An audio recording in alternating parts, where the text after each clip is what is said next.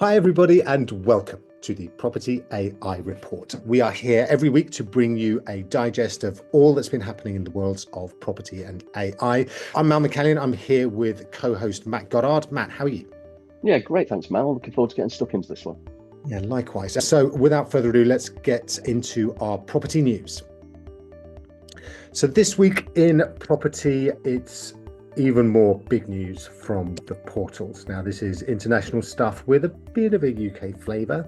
CoStar, who owns On the Market here in the UK, has gone and acquired another big portal somewhere else. Whereabouts, Matt? Down in Australia, it's Domain Group, the second player there. And in terms of, I've referenced this before, but they're a bit like our Zoopla in the Australian market, even to the extent where Zoopla bought various technologies. Domain have done that previously. And so they've gone and acquired those. Has the acquisition actually gone through? It's still subject to the due diligence. Yeah, so it's as good as. So the shareholders have said yes.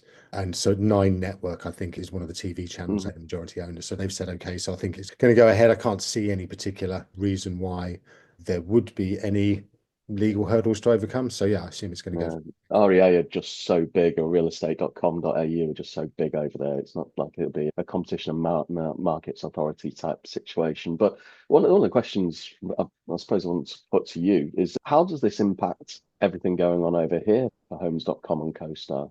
Do you know what? So I was thinking if I was sitting there at Rightmove and indeed at REA Group and probably at Zillow as well. So those are the three markets that CoStar seem to be attacking all at the same time, which are big markets. And each of those market leaders, Zillow, Rightmove, and realestate.com.au, are big engines of cash.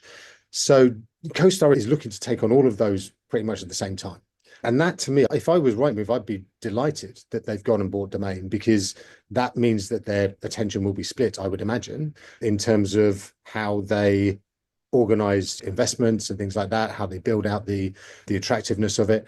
There must be a plan, right? Obviously, that there is something in Andy Florence, who's the CEO of CoStar. He will have a vision of how all of these pieces lock in together.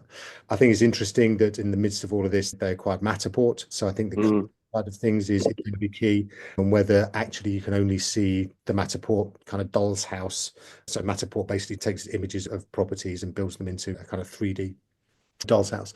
So whether you can only see those or only see a version of those on these particular sites could be one angle to go down. mhm. But I certainly think that it's a bold move. I think it's an expensive move, 1.5 billion quid for in a market where AI is coming and AI is going to change how we search. And we'll talk a little bit in the AI tech section about what's happened to search just in general terms for Google and so on. So yeah, I think I think it is it's an interesting move. I don't know if it's a good move. I think to your point and to your question, I do worry about what that means for on the market because I think the market has not seen the attention. When I speak to agents every day and they constantly say, I thought it was going to be absolutely supercharged by now. So it's been a year and a half since it was taken over by CoStar itself. And it hasn't acquired Zoopla, even though everybody thinks that's what it should be doing rather than throwing Yeah. each other. Then it should be. That half a billion is still kicking around as the valuation from a couple of weeks ago. Yeah, exactly. And so uh, presumably Zoopla's waiting to see if they've shaken the tree, waiting to see if anybody falls out and makes an offer at that level. Otherwise, perhaps CoStar's offered 350 and they're just holding that line and saying that's what it's worth. And then in the end, they'll sell it. Interestingly, as well, if you look at what on the market or what CoStar did when they took over on the market, they got rid of Techlet straight away. Mm. So I would imagine that over in Domain, if you're working in their CRM engine or area, then you're probably going to be spun off very quickly, which I imagine would probably be the same for the Zoopla side of things as well. I know they've actually shipped out already, haven't they? Yeah, it's a split out from usage to as usage and confused as well, hasn't it? I imagine that's just cleaning everything up. But yeah, so I think look for if I'm right move, I'm just quite happy again, right? Because I think that CoStar is going to be distracted right now on the market. Hasn't really come on like the train I think everybody thought slash hoped it would do.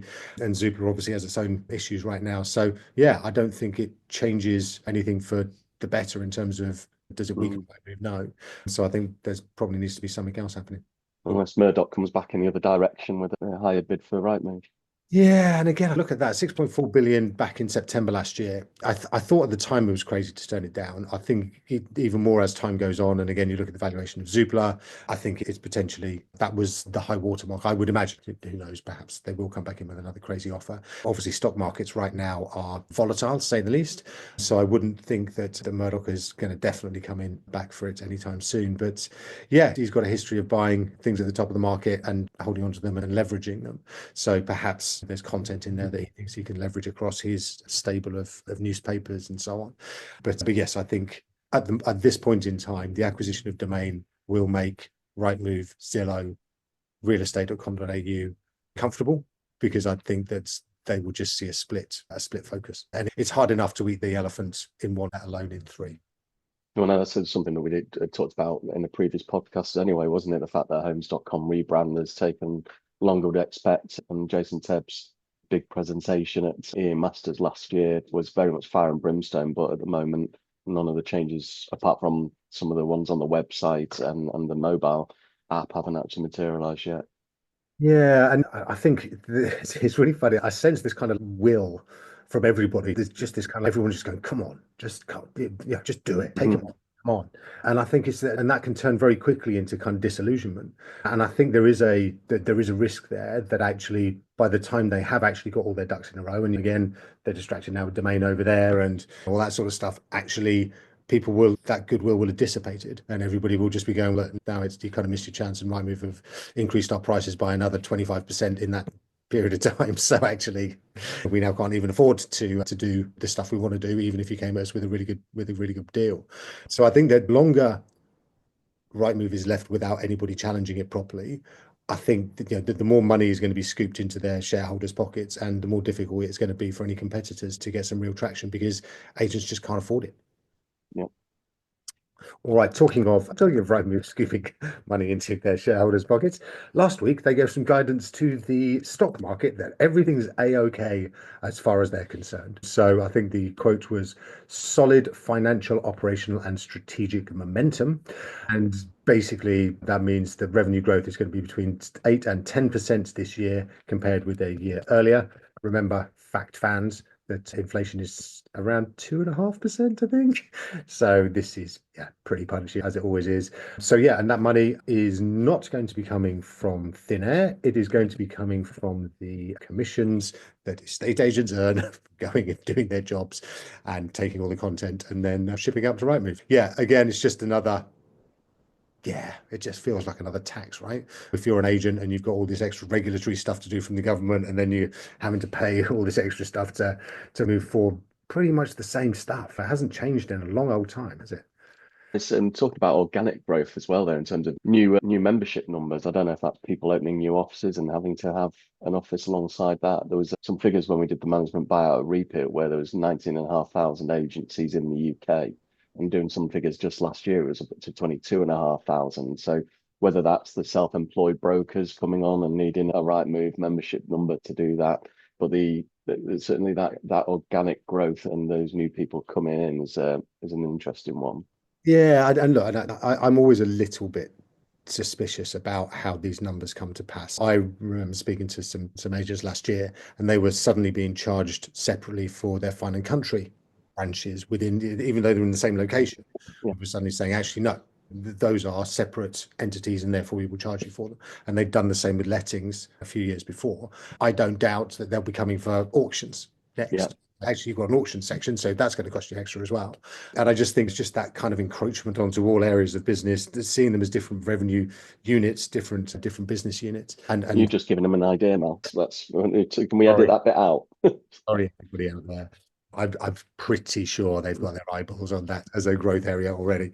But yeah, I just think when they're talking about what these branches, and I'm using air quotes for those just listening, are, I I don't know that it's grown that much, or it doesn't feel like it's grown that much. Yes, I think Mhm. there are more self-employed agents out there, absolutely.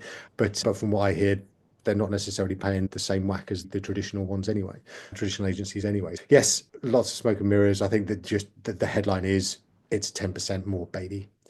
That's pretty much where Rightmove is likes to be, and where their shareholders like to be, and pretty much where their customers, for they are paying customers, don't want to be. So Yes, another indicator of how much, yes, that particular dominant property portal is scared at the moment. And the answer Mhm. is not at all. All right, so next up, we are going to move on to the exciting thing. You remember, Matt? The equally exciting major changes in the material information guidance. Yeah, no, don't turn off yet. Don't turn off yet. Real Well, information start. the good news is there's a don't panic moment straight afterwards, and I nearly went for don't panic, Mr. Mannering, but I don't know if anyone actually remembers that side Nobody of is as things. old as us. No, No. exactly. But there's just it came as a big announcement. There's some of this material information guidance that's been issued previously by. It's quite a long acronym, isn't it? But it's basically the guidance of properties you have to be able to provide up front to a buyer or a consumer as they deem it. And a lot of news, a lot of headlines about this guidance being removed. But actually, David Smith this morning, who I know you're at the ICG event with him on Thursday, and his talks very about everything to do with property and the law, has come out and saying he doesn't see this as a bad thing, and he was basically expecting the withdrawal of the material information guidance because he saw the guidance was poor. It's a nice follow up from David, and anything that's removing confusion is only a good thing. I think that's right. But yeah, I think my concern, again, talking to agents, because I remember as you were, when this first came out, everybody was running around going, oh my God, this is so onerous. There's Mm. so much extra information I have to gather before I can even get it on. And again, talking about age, I remember the old HIPS home information packs from 2008, nine, whatever it Yeah, was. that's not that long ago. It's quite long ago. Yeah, 17 years. But yeah, and everyone going, oh, it's just so got to get all this information together. Where are we going to find it? And then we can't put the property on the market, blah, blah, blah. And then for this to just then evaporate within 2 years, Mm. I think so many people have done so much work on it. I'm minded to agree with David that nothing is better than something that's wrong. But if that nothing is, there's now almost no guidance, but the law is still there. So actually, you've still got this problem, which is what happens if I actually accidentally break the law? And the national trading standards have still said, oh, you've still got to follow the law. Obviously, they've got to say that. So I think it's really difficult for agents. I think it's a I can understand why they've done it because they cover their own backsides because the guidance is wrong and is in conflict with bits of the law. But to just remove it, I think is really difficult and has caused and will cause a lot of angst, particularly amongst those who have been doing it right. And I know a lot of agents who, complete right from the word go, we are going to be the ones that adhere to this to the letter. And then there are other agents out there who perhaps haven't done it Yeah, to the letter. And that's always a bit of an imbalance and it's always a bit kind of unfair. I think the other thing that's really interesting about this is how everyone's kind of pussyfooting around it a little bit. Because mm, even the Ricks has put a statement out, Property Mark's put a statement out, and nobody has said, what the hell are you doing? They've all gone, yeah. it's a little bit disappointing that blah, blah. It's because it's trading standards, nobody wants to piss them off. Everyone Yes, just because then you get a TSA person popping up at your office, don't you? exactly right. It's so funny. Um, It's almost like protection racket. No disrespect to obviously, don't please come around and turn up at my office. yes. But it's quite funny just how everyone's pulling their punches. Instead of just saying this is an absolute shit show, they're actually saying they could have done it a little bit better. And I wonder if we'll get some enforcement officers turning up at various branches, news articles next week as they try to put in place that actual does need to be adhered to still and stop ripping down your window cards and changing your displays quickly because you think you can get away with it. And that's always the challenge, isn't it? It's the enforcement of it when there's not enough boots on the ground. Exactly. And there will be differential enforcements. Again, you'll be the same. When you speak to the larger agents, they're much more afraid because they're a bigger target. So they're all trying to adhere to all these things and it's costing all that sort of stuff. If you're a one office firm, and again, I'm not suggesting for a second that one office firms all do this, but little town in the middle of nowhere, then the chances of you being spotted by the BDI of trading standards is probably less of a risk. And that makes it unfair, right? If you're a big regional and you're competing against somebody who just isn't doing it, then that's a cost to you that perhaps the consumer doesn't even really notice or doesn't know about. So yes, lots to unpack there. I'm sure there will be some replacement guidance coming quickly. But yeah, I think for me, this story is much more about just the mismatch of here's the law, here's our guidance, and we decided to introduce new law and it's just messed everything up. So that lack of coordination, I think, is just symptomatic of the fact that this industry is not being treated with the respect that it deserves. And yes, it's a problem for all of us. Perfect. Perfect into the segment. Yes, indeed. Yeah, let's move away from the thrills of material information and duck into some AI and tech news. All right, there is a lot about search in AI and tech this week. Particularly, Matt, you were looking at the Apple's browser Safari and how that is changing how it discovers things, right?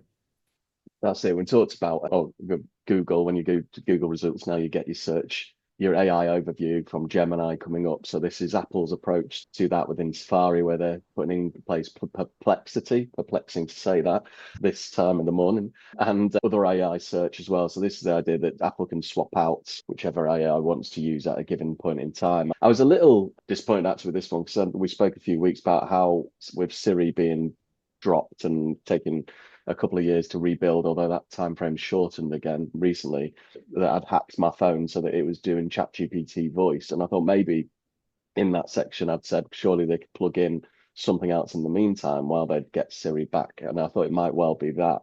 But it's very interesting to see that they're opening up to not just be perplexity. It's, yes, we're going to use you for now, but be aware that we might easily swap you out for something else, which is sensible. But so we'll start seeing for those people who do use Safari, the AI overviews appearing that Chrome users have been tracked to for quite a while now.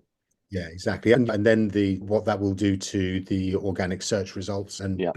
throughs from that. Again, I think that from Google now, there is a 34% drop, is what some of the larger companies that report on the stock market are saying, is that their organic traffic is down 34% because these AI overviews on Google basically answer the question without people having to go to the website to find out what the question is. So this is going to be similar impacts for Apple users. And interesting as well, this week, you've got the news that actually for the first time, Google searches in Apple Safari for the first time in 22 years have dropped. And that's from the thrillingly named website Search Engine Land, which I've got a joke that it sounds like a theme park you might take your kids to if you were me or you.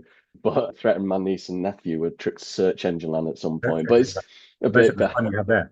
behind the glib website title. It for the first time in 22 years. It's quite astounding, isn't it?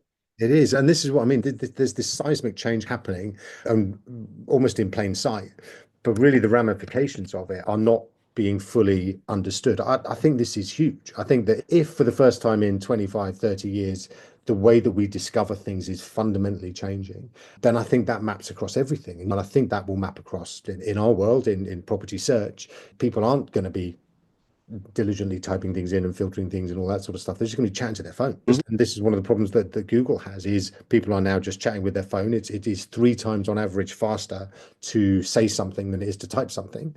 Human beings by their very nature are either efficient or lazy, depending on your way of looking at it. So we're all just going to just ask questions. Just go ChatGPT, find me this property. ChatGPT, go and order me a takeout instead of actually doing it ourselves. And that I think is going to radically change how our lives are in the next couple of years, hugely.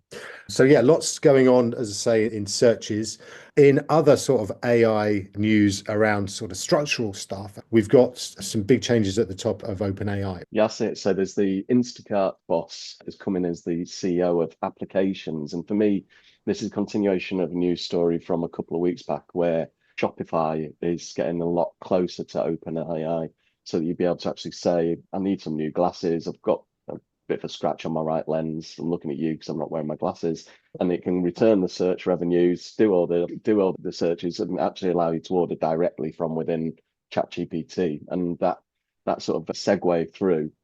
And with this appointment, the Instacart boss, Vijay Simo, I hope I've said that right, as the CEO of applications, really continues in my mind that trajectory of where they're taking it. Yeah, and I think it is going to be interesting how the monetization of these AI search results is going to continue. So Perplexity is quite open about the fact that it has sponsorships down the side and its answers are somewhat influenced by who gives it money. Now, Google obviously squared that circle 20 years ago by having the sponsored links around the side, so they're very clear, and then the organic search results in the main body. And then over time, the number of sponsored links increased and then started to look a lot like the organic ones and because people clicked on them, right? So it's what is going to be the journey of that with OpenAI. Sam Altman, who's the CEO of OpenAI, is on record as saying he doesn't like adverts. I suspect that when he's trying to pay back all the billions that he's borrowed and his investors want some of their money back, that he may change that view slightly. But I do think that consumers are going to want to know.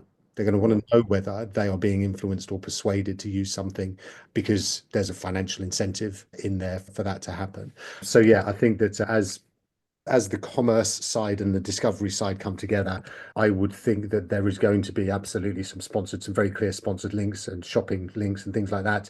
And you can just say, yes, I'd like you to go and buy that. And I think that's going to be, again, another feature of how this technology develops and how we become ever more, again, not lazy, efficient in Yeah.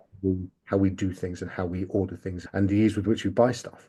And I think just that evolution of search is it's squared off with Anthropic rolling out the API for AI-powered web search as well. It's an article in there. So there's been a constant theme, hasn't there, right the way through how you talked about property portals at the start and how search is evolving. And now with these various news stories just this week about how much more we're using and web search. And there was a comment I heard from a guy about six weeks ago about vibe coding. And for anybody who doesn't know, vibe coding is where somebody with no technical skills can actually say into I want to build what's a recent example I did? I want to build a property screen that allows me to work out the land department charges for a given property on the REPIT database. And so vibe coded that, hooked it up to the APIs, all with very basic skills. They put the idea out there that vibe coding was something that would sort of rocket in terms of the usage of that term. And he checked back 3 weeks later and it was already at that rate where you'd expect it to have been around for a year or two. And I think the same's going to be true for us over the coming weeks and months with search. Just everyone scrambling to actually make sure that they've got AI embedded so that they're not being left behind, like we've seen from Apple this week. Yeah, and interesting. This is massive aside. I've been thinking about the phrase vibe searching. All right. So Yeah. again, bear with me here.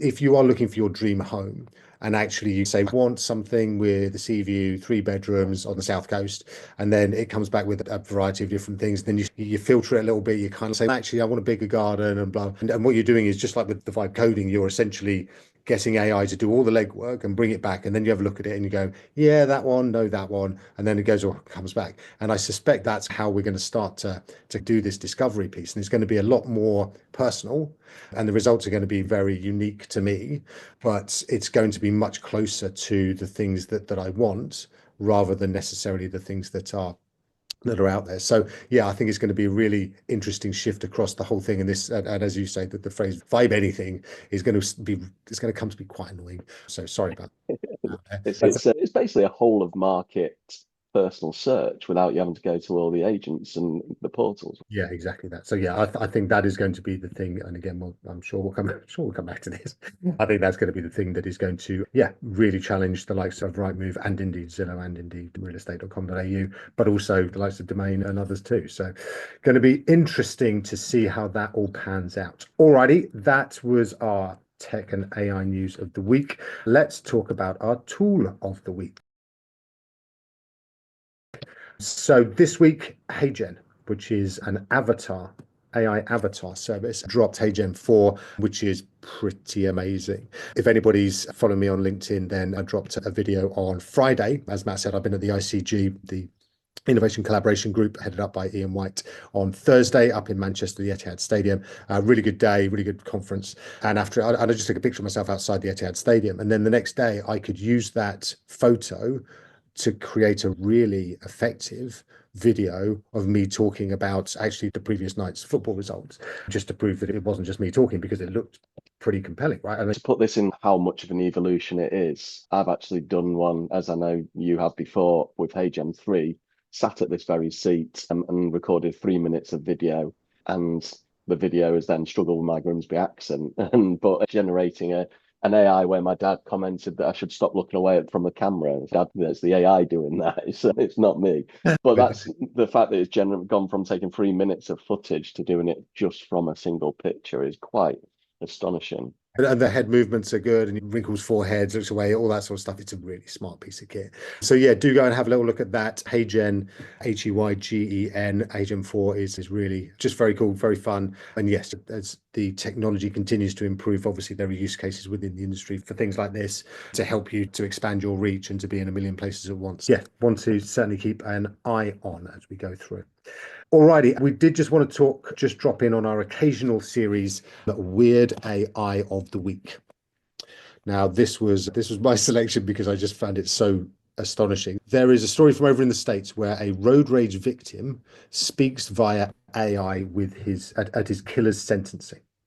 All right, so this guy sadly was killed, and the guy who died has been reanimated as an AI, and his voice and his avatar then spoke at the sentencing directly to his killer, which is, you said there's a Black Mirror Yeah, article. yeah, it's a Black Mirror episode where the Charlie, whatever his name is, who come up with a concept that when you pass away, your loved one passes away via AI, you can recreate via first initially with social media interactions, and then you actually get a box delivered to the house, which is the person with all their characteristics, personality, and voice. So it's once again with Black Mirror, just the fact that these dystopian episodes that you watch rather chillingly quite recently has been created there. But at the same time, it sounds like it's been a good use case within this, even though it is quite extraordinary. It's quite weird, isn't it? Yeah, and there's that like art imitating life, imitating art, or whatever the way around it is. But yeah, it's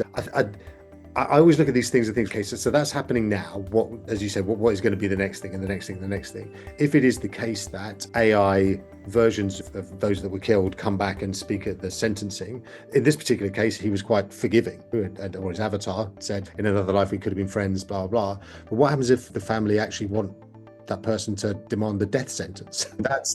How does that influence sentencing policy and so on? And how do you know that was the case?